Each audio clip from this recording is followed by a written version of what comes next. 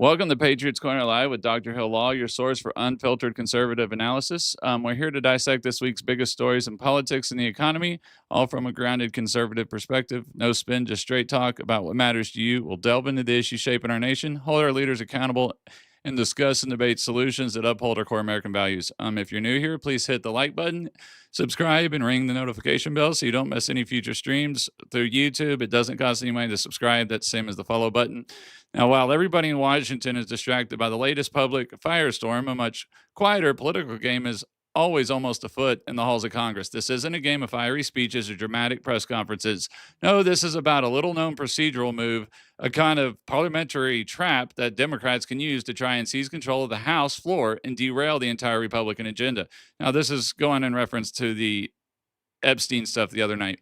Now, the public might perceive a fight over a single major issue, but behind the scenes, the real battle is for raw power, and it can all come down to a single obscure motion. This is the story of a tactic that can bring the House to a screeching halt and what it reveals about where the real power in Washington actually lies. Now, additionally, the State Department started taking steps this week to lay off over 3,000 employees, aiming to cut down on bureaucratic inefficiencies, including over 50 separate human resource departments for all in the State Department, while also eliminating more than 300 offices across the United States.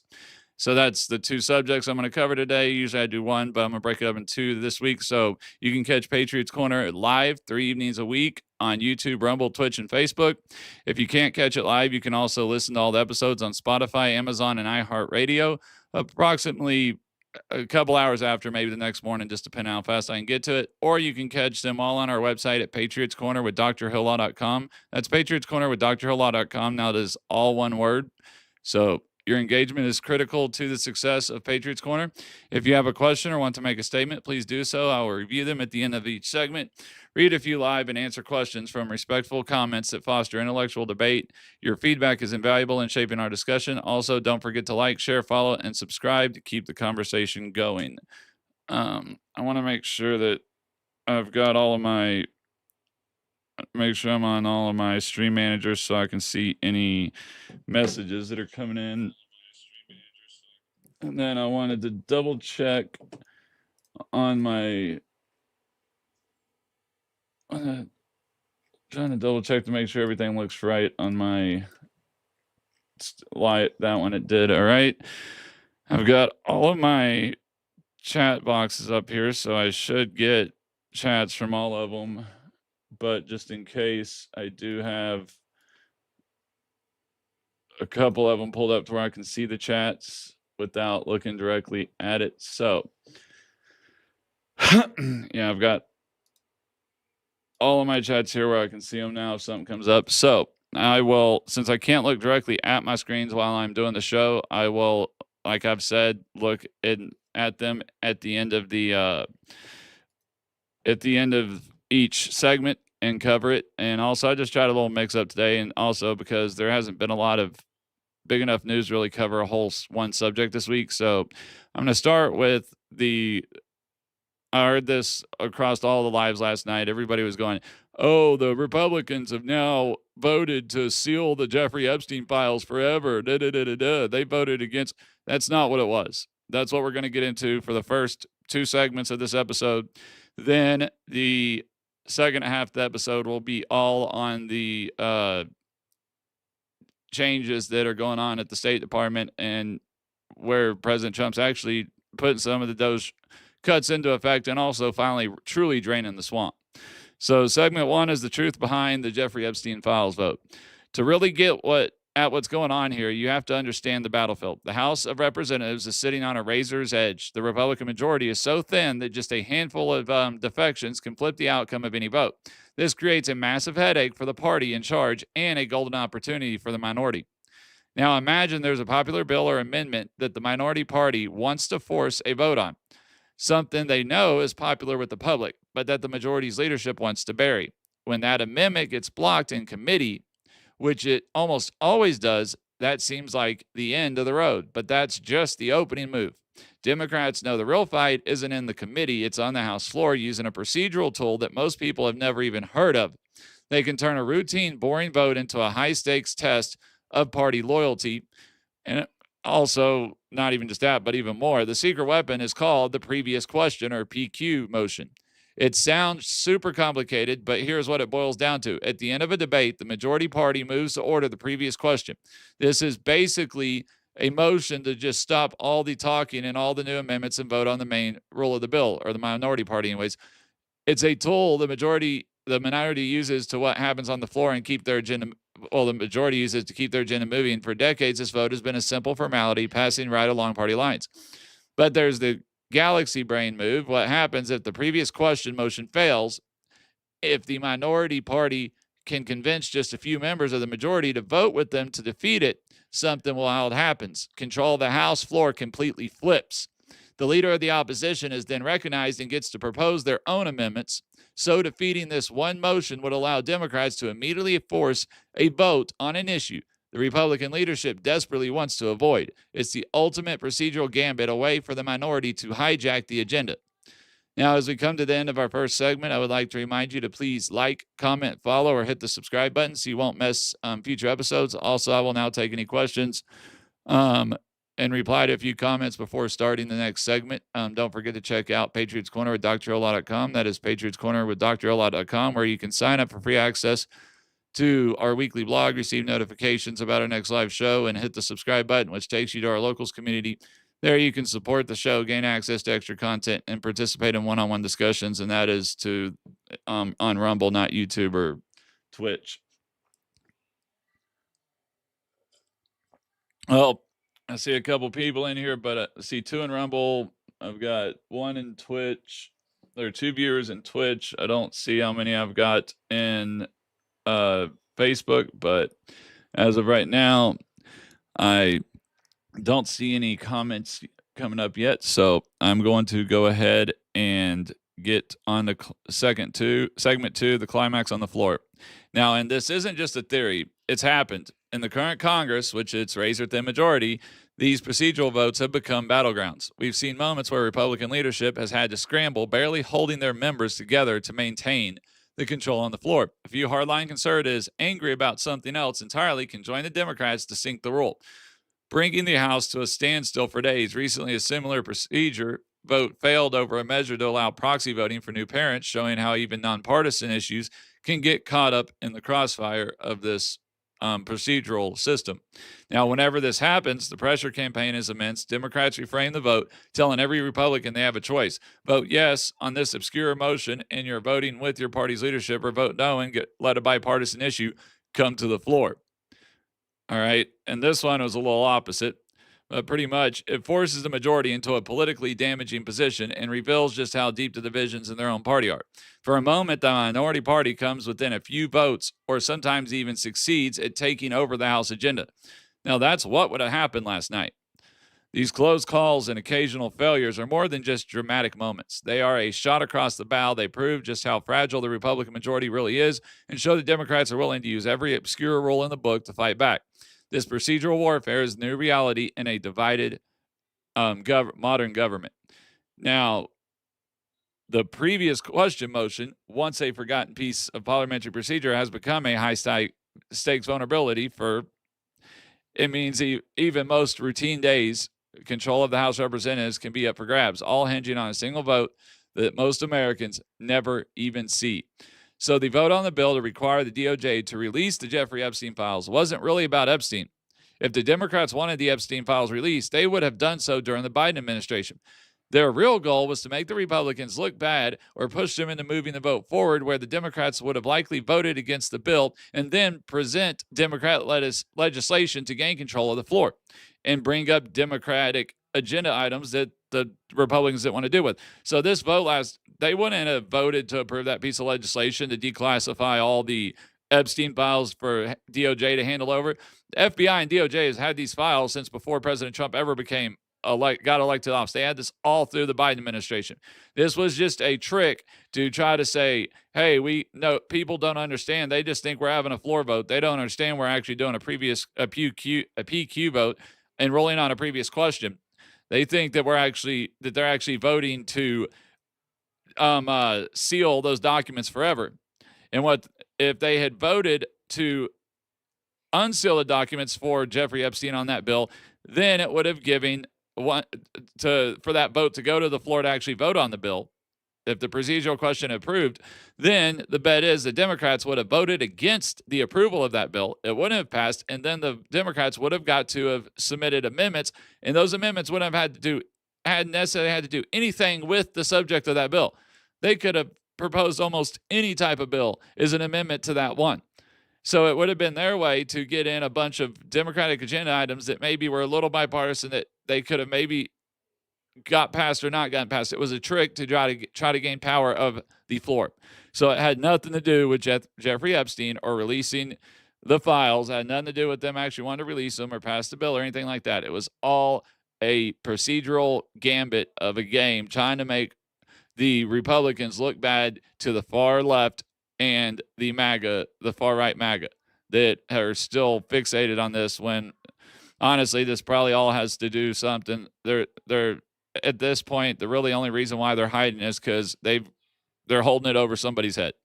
It's given them control over some powerful people, possibly even foreign dignitaries or foreign leaders. So now, as we come to the end of our second segment, I would like to remind you to please like, comment, follow, or hit the subscribe button so you don't miss future episodes. Also, I will now take any questions, reply to a few comments before starting the next segment if I see any. Now, don't forget to check out Patriots Corner with drhillelaw.com. That's Patriots Corner with drhillelaw.com, where you can sign up for free to access our weekly blog, receive notifications about our next live show, and hit the subscribe button, which takes you to our locals community. There you can support the show, gain access to our extra content, and participate in one-on-one discussions. Let's pause and take a drink here. I still do not see any, and I see people watching it, but I don't really see any, I really don't see any comments, so it shows I still have 2 people in Rumble, still got 2 people in Twitch, and how many do I have? Still haven't had anybody in YouTube for some reason. I guess maybe I do need to go back and check my YouTube page, because I don't think it's triggering. It's not going out for some reason. Maybe does it have the right? Sorry about this. I'm checking on something real quick. I just want to make sure that my YouTube is getting out like it should, because I'm not seeing anybody get on here. So I'm trying to get some.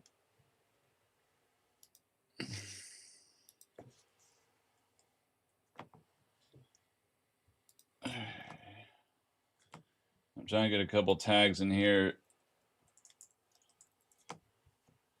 Guess I could have put up the intermission. I could have put up the intermission page. I'm still figuring out all of my, still trying to figure out all of the scene setups on this. So just give me a second here. I'm going to try to get a couple more of these saved here. So hopefully it will start generating some people watching it. And hopefully that works. All right. Oh, I guess that's big enough of an intermission. I will go ahead and get on to the next. I'll go ahead and get on to my next segment. Segment 3, the truth behind the 3,000 State Department layoffs that we have going on and currently and that have started. Okay, now the U.S. State Department has just kicked off one of its biggest reorganizations since the end of the Cold War. The plan to perform essential surgery on what the administration calls a hopelessly bloated bureaucracy. The stated goal is to make American diplomacy leaner, more modern, and more effective. It's also just meant to quit giving jobs out for the heck of it. But what happens when you need to fix a broken machine? You have to be willing to take it apart first. The story behind this workforce reduction reveals a bold strategy to recalibrate America's standing on the world stage for years to come. Not long ago in Washington, D.C., a new chapter began at the State Department headquarters, but really today in the last couple of weeks. It wasn't just a few people changing jobs. It was a significant shift. There was a major strategic overhaul. The administration has promised a streamlined State Department, one that will be better and prepared to put America first.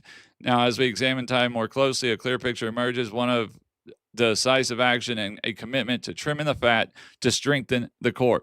For months, the administration's messages have been clear. The State Department had to be overhauled. Officials argued that over the last 15 years, the department has become like a ship covered in barnacles, slowed down by its own weight. In an official notice, the department claimed a reduction in force was critical to better align the size, scope, and composition of the foreign service with the foreign policy priorities of the secretary and nation.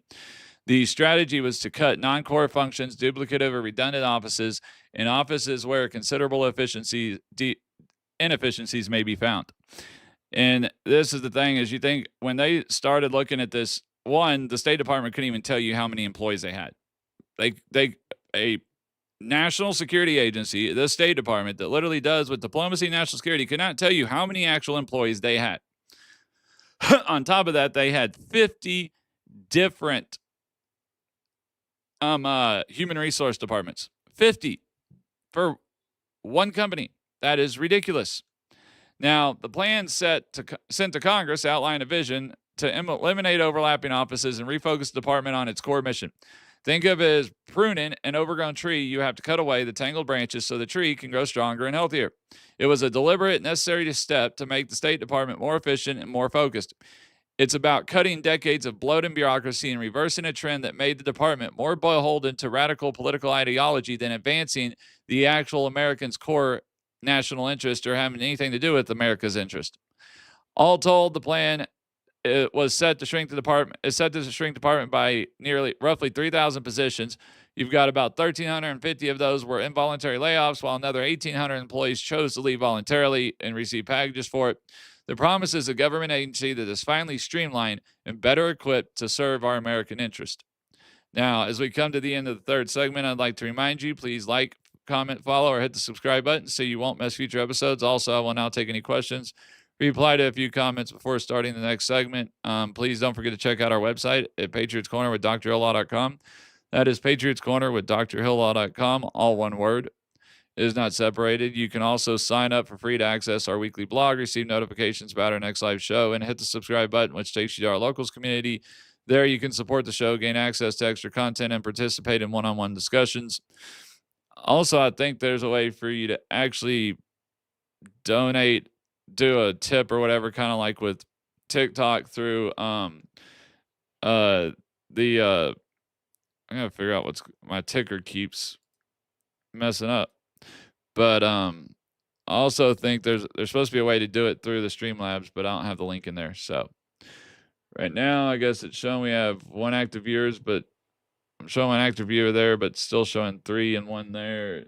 Still nobody on.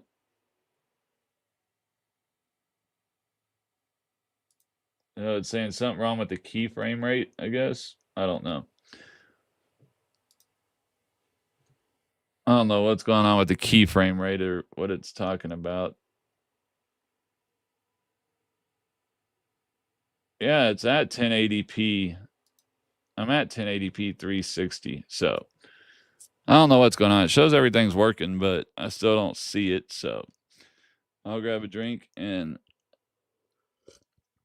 I was hoping that since I'd been promoting my podcast a little more on TikTok Live, that I would have seen some more people in here so I could hopefully have some comments coming in and be able to answer some questions, broaden out on the subject, stuff like that.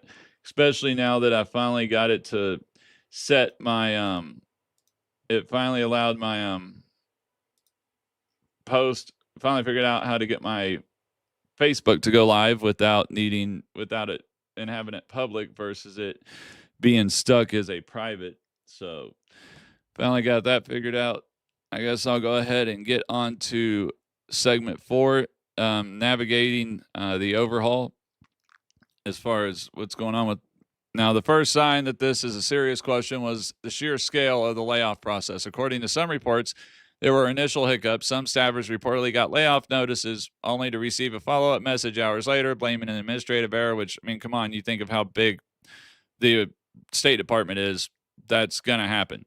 I mean, this kind of turbulence is expected when turning a ship as massive as the State Department. A few clerical errors in the early stages of a massive, long overdue reform don't invalidate the entire mission. Too many critics, the criteria for who stayed and who went seemed unconventional. The American Foreign Service Association, the union representing diplomats, argued the layoffs were untethered from merit or mission, but this wasn't about individual performance. It was about strategic realignment. These were about duplications and inefficient positions that made no sense. I mean, inside of cutting one person here and another there, the plan is to eliminate entire functions that are no longer essential. It's like a gardener removing a whole patch of weeds rather than picking them one by one. This approach, while tough, is far more efficient. The mobility that requires Foreign Service officers to rotate offices suddenly revealed which offices were truly indispensable and which were not. The goal is to eliminate inefficiency and the required bold, decisive action. For example, reports that the office that organized a trip to Asia was eliminated can be seen as proof of the new model. Once a function is complete, its resources can be reallocated.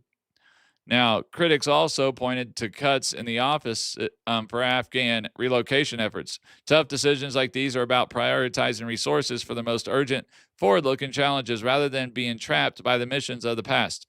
It wasn't chaos, it was a reset. So, if this story is about more than just government budgets. It's about strategy, national security, and the courage to make hard decisions. So what do you think? Is this the kind of bold leadership needed to fix a broken system, or should we stick with the bloated bureaucracy of the past? Let me know your thoughts down in the comments, and if you believe in a stronger, more efficient government, be sure to subscribe and hit the notification bell or the follow button if you are on Twitch or Rumble. So as we come to the end of segment 4, I'd like to remind you to please like, comment, follow, and hit the subscribe button so you won't miss future episodes. Also, I will now take any questions, reply to a few comments before starting the next segment. Please don't forget to check out Patriots Corner with drhilllaw.com. That's Patriots Corner with drhilllaw.com, all one word. And you can sign up for free to access our weekly blog, receive notifications about our next live show, and hit the subscribe button, which takes you to our locals community. There you can support the show, gain access to extra content, and participate in one-on-one discussions. I know right now I'm not doing much interaction with this or playing a bunch of extra videos or anything. That's actually what I was working on today, was trying to get my scene set up so I can have so I can do screen sharing and do the play cuts from different stuff. The only issue I'm kind of having is that I have a widescreen monitor, so most of the setups inside of Streamlabs are set for regular size monitors, so it's not wanting, like, I can't do a perfect split without programming, and I don't have the ability to program it to set it up. So that's the goal, is hopefully by next time I'll be able to put in, either switch the scene to where I go and show a couple clips from different news segments or something, cover more of that, or proof on what I'm looking at when I'm talking about certain legal aspects or Supreme Court rulings, or like when I was talking about earlier with the procedural vote, I could actually go on the congressional website, pull it up, and show you that what I'm saying is true. It's not something I just made up. It's not something I just made up and took out of nowhere. I mean, it was literally, why is this thing keep on saying that it keeps on going to this donation thing? I guess I need to remove my little cup because it keeps on saying somebody donated when nobody hasn't. So that is weird. Keeps on going from my website one to that one. All right, so I'm going to go ahead and get started with segment 5, since we still don't have any comments in there. A new era of American diplomacy. The impact of these layoffs is designed to echo far beyond the foggy bottom neighborhood. This isn't about losing government workers. It's about upgrading the entire system. Think of it like a tech company finally letting go of its outdated mainframe programmers to hire a team of AI specialists. According to watchdog groups, office is responsible for democracy, human rights, and labor, population, refugees, and migration, as well as conflict and stabilization operations, all face significant reductions. This signals a strategic shift away from vague, sprawling idealism toward a more focused, interest-driven foreign policy. We're also told that the Bureau of Cyberspace and Digital Policy saw changes, streamlining the team to focus on the most critical cyber warfare and tech policy threats, which is what we need to do. This upgrade has raised concerns among former diplomats and foreign policy experts. The American Foreign Service Association called the changes a catastrophic blow, and veteran Gordon Duguid called the method a recipe for disaster. But now this is predictable. Resistance of an old guard, accustomed to the ways things have always been done. They are defending the status quo, not embracing the future. These are not abstract theories. When you streamline the office that processes refugee claims, you're forcing it to become more efficient and prioritize cases that directly serve the national interest. When you restructure the team working on Afghan relocation, you are freeing up assets for the next global challenge. The advocacy group Human Rights First warned this signals an abandonment of certain programs, but from another perspective, it signals a move towards preventing future conflicts by projecting strength rather than reacting to them after the fact. At a time of rising global threats, the United States has decided to sharpen its diplomatic corps, not sideline it. Hollowing out diplomatic strength is a danger, but that's not what happened here. The goal was to strengthen it by concentrating its power as America redefines its roles. It does so with a clear purpose, sending a signal to friends and enemies that American diplomacy is now more focused and potent than ever. So before we conclude our show, I would like to remind you to please like, comment, follow, and hit the subscribe button so you won't miss any future episodes. Also, I will now take any questions, reply to a few comments, and before starting the next segment, please don't forget to check out Patriots Corner with drhillaw.com. That's Patriots Corner with drhillaw.com. All one word, where you can sign up for free access to our weekly blog, receive notifications about our next live show, and hit the subscribe button, which takes you to our locals community. There you can support the show, gain access to extra content, and participate in one-on-one discussions. I think I started my show way too early tonight. All right. Yeah, because usually Wednesdays are a whole lot busier of a night. Still, it looks like I've only had a total of 4 people on here, nobody on YouTube. It's still not showing anybody on Facebook. So, yeah, the only views I've had are on Twitch and Twitch. I'm down to 1 viewer, and then I've got 3 viewers still on Rumble. So, all right, well, let's get to the conclusion of this. Since I don't have anybody sending me chats or messages to cover anything, then we'll go ahead and finish this up, because I'm double checking all my messages real quick.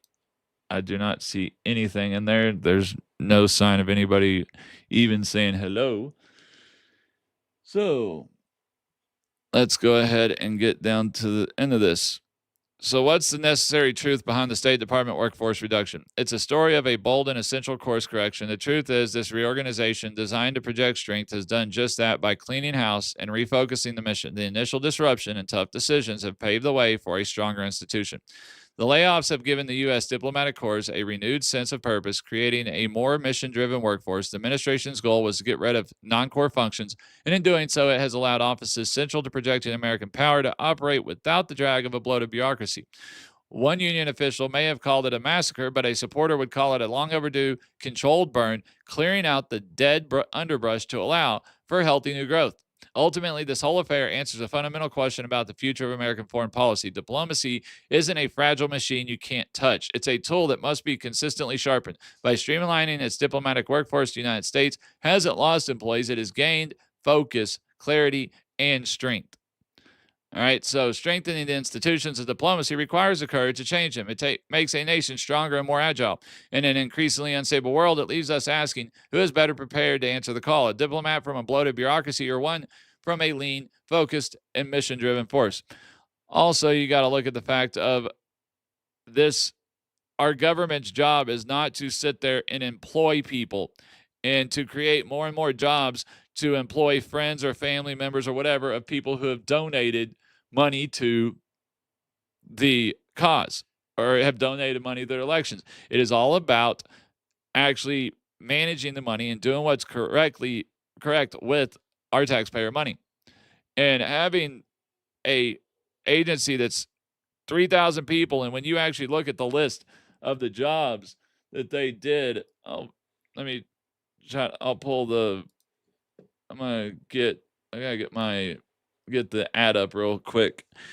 But yeah, get the Fox News report up on it that I was reading earlier. If it's not too far down the, if it's still up here where I can see it now. I think it's gone too many. I think we've gotten too many. Yeah, there's been too many news stories since it was put on there this morning. But it was ridiculous the amount of jobs and stuff that there were multiple and triples of. I mean, there was people literally faxing stuff. It was taking what usually would take one person to do with a computer, they had like 4 people doing. All right. And another thing was like they said, you couldn't even find freaking, let me go on foreign policy. I'm gonna see if I can find this news. I'm gonna try to see if I can find it so I can actually read it to you. Okay, here we go. This is what I was trying to get. I gotta make sure I close this. All right, so it took them 3 months. Okay, this is coming straight from the State Department spokesperson. It took us 3 months to get a list of the people that actually worked in the building. One senior State Department official told reporters during a briefing at Foggy Bomb Monday, defending the job cuts that detractors have claimed will damage U.S. diplomacy. They couldn't tell you how many people worked here, the official said. It's sort of scary as a taxpayer and as a public servant to think that we don't even know how many employees we have. This is a national security agency. You know, who are these people? All right. The reorganization has resulted, obviously, in the 3,000 fewer employees. The idea, official says, was to put a maximum of 12 clearances on any piece of paper, meaning documents would go through 12 layers of approval. All right, 12 layers of freaking approval. The department had dozens of different offices handling human resources, and when a new employee was hired, they were accepting faxed records on their past work with other agencies. It's crazy that a department that's tasked with so many critical diplomatic national security functions with a $50 billion plus budget is running its affairs that way, an official said. So this wasn't just some magical, let's pull it out of our butt and just start firing people thing. Okay, this was literally, you can tell by the way that they were making employees in this, the duplication and inefficient use of department resources and department employment. You could see that Democrats were literally creating jobs so they could give somebody a job who supported something for them, who had supported their program or supported their past whatever. That's literally what they were doing. It had nothing to do with them being mad at them actually needing those positions. I mean, the investigation found 3 separate offices dealing with sanctions, 2 handling arms control issues. Some of these regional offices within this sort of functional civil liberties, civil service bureaus of democracy, human rights, and labor, population, refuge, and migration each had their own regional office in addition to the country desk. Regional Bureau construct, the official said, every independent bureau and office had its own executive director, its own HR department, its own payments. We were making payments out of like 60 plus different offices. Why are you making paycheck payments to 60 different offices? You don't need that many different payroll agencies for 3,000 people or 6,000 or 12,000, whatever. You don't need that many HR departments. You don't need 60 offices with 60 different HR departments. Maybe back in the 1970s or 1960s, before you did, when everybody actually had to print the checks out right there and hand you the checks, and you didn't have direct deposit and all that, and you couldn't do everything by computer, and you still actually you wanted to not fax stuff because you wanted to keep top secret stuff within a certain area. Yeah, maybe it was needed back in the 60s or 70s, but it's not needed now. That was why we had to get rid of them. That's why the cuts were there. This has nothing to do with all these leftists out there crying and protesting and blah, blah, blah, blah, blah. Do they forget that Bill Clinton literally let go over 400,000 federal workforce employees? Nobody complained about that. He cut the federal workforce by over 400,000. President Trump is nowhere near that right now. I think we're maybe 50, 60,000 at the most. Nowhere near 400, 500,000. And honestly, I mean, as big as our federal workforce is, we could cut 3 million jobs that wouldn't even put a blip in it.